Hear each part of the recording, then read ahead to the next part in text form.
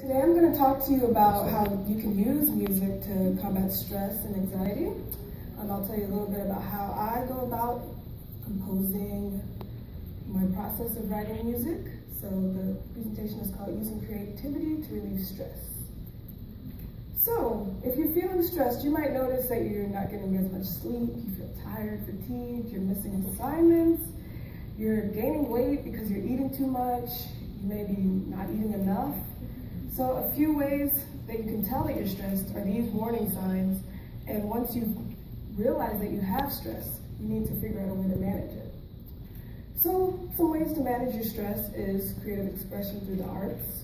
You can even exercise, take some meditation time. During this meditation time, practice deep breathing. You can even really pay attention to your food, because if you eat like McDonald's and stuff, that really doesn't help. It really elevates your stress levels. You also need to ask your family, friends for help with your stress. They might have experienced the same thing that you're going through, and they can offer you advice for how to get through this difficult part in your life. As long as you're living, you're probably going to have some kind of stress, so you're going to have to figure out a way to combat it. So some ways to go about this are through the arts. A lot of your peers demonstrated these arts last night in the talent show. So you could even speak to them about how these, like poetry, theater, dance, how these play a part in them living a wholesome life. So you can see some of the ways on the screen. Well, when I go about writing a song, I like to start off with a clear goal. Am I trying to accomplish something in my song? Am I trying to get a message across? Is it going to be like a song about maybe some of the recent events in Ferguson, like the presenter before me mentioned? Are you going to tell a story through your song, or is it just going to be instrumental? What form of expression are you going to use? Are you going to use a rapper? Are you going to use a poet? Are you just going to sing? And once you do this, you're going to need to lay out the plan for how you're going to accomplish this goal. And you need to set aside time each day to create. So before you begin, I'm going to speak about some of the ways that you can incorporate some musical terms into your songs. So the first one I'm going to speak about is melodies. Melodies are usually a few pitches. They're usually not too complex, easy enough for someone to sing back to you. These pitches, usually the verse, the chorus, and the bridge have the same pitches throughout the entire song. They're usually easily recognizable. Then you're going to have the chords. The chords are the harmonic basis for the song. They are built off a single note called the root, and they usually dictate if the song is going to sound happy, sad, angry. So it's a very important thing for you to consider. The lyrics, pretty self-explanatory. It's the poetic content of the song. It usually describes what you're trying to talk about. Once you have all those three elements, you might want to incorporate some samples of pre-existing songs. You may want to have a little instrumental clip from a song that you find interesting, and you can insert that into your own song. You'll also be able to have a drum basis for your song. This is the rhythmic basis. It could be an electronic drum beat, it could be a live drum set, it could be a cajon or a percussion instrument. So once you have these elements in your head, you can start mapping out the song. Songs usually begin with an intro, which is either a purely instrumental or a sparse vocal part. This can be even a little teaser of the whole song.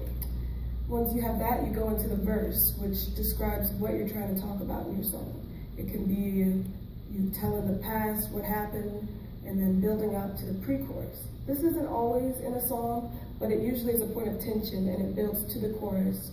The chorus is the point of release, where you're at the high point. This is like kind of like the climax of the song. This is where you might have a repeated verse. It will just really draw the listener in. This is something that most people will usually remember in the song when they're thinking about it. Once you repeat the verse, pre-chorus, and chorus, you usually will go to a bridge, which is basically what it says. It bridges the beginning of the song to the end. In the bridge, this is usually a point of resolution. It tells the solutions if you're presenting a problem. It may revisit the beginning of the song. And it's kind of a surprise because the musical content usually changes in this area. Kind of like a little insertion of a different song. So usually after the bridge, you'll go back to the chorus, maybe repeat that a few times, and then you'll go to the conclusion. The conclusion could be the chorus repeated to a fade out, or it could just be an abrupt stop. As you can see below, there's a popular song structure with these musical words.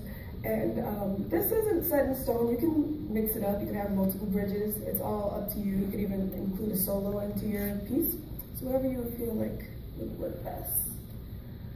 So sometimes you might experience some creative blocks, some ways to eliminate these blocks, or you could listen to songs that you enjoy, you could read, you could watch TV, a movie, you could even exercise, and these will help your brain start working in more ways to let the creative process flow. So once you've completed your song, you're probably going to want to share it, unless you want to keep it to yourself, which is completely fine. You might want to do a public performance, record it, post it on YouTube, share it on SoundCloud or Reverb Nation. You may want to give it away as a gift, sell it if you feel like it's of high quality, and you might also want to ask for some feedback. So now I'm going to replay the song that I did last night at the talent show so you can kind of experience what the songwriting looks like with each of the parts.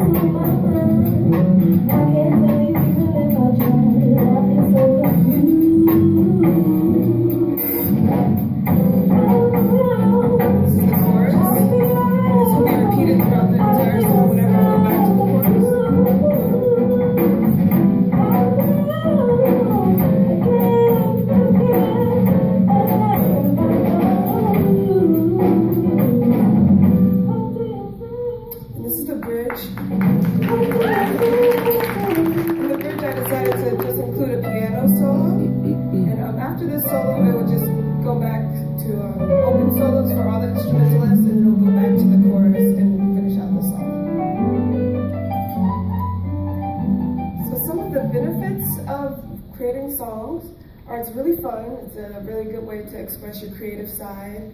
It releases dopamine, which is a feel-good chemical in the brain. It's a high without drugs. I feel like I'm always in a really excited mood whenever I write a new song because of the endorphin release. You could even use it as a positive distraction from the world's troubles. You can show appreciation for someone you care about, improve the life of someone else if you write a song in appreciation or something to pull them out of their funk. And you can bring awareness to social and political issues, and you can even increase your income if you feel like this is a viable outlet for you to sell. And if you want to contact me or listen to any more of my songs, you can look on here. Any questions you can have, you can go ahead and find my music on iTunes. Thank you.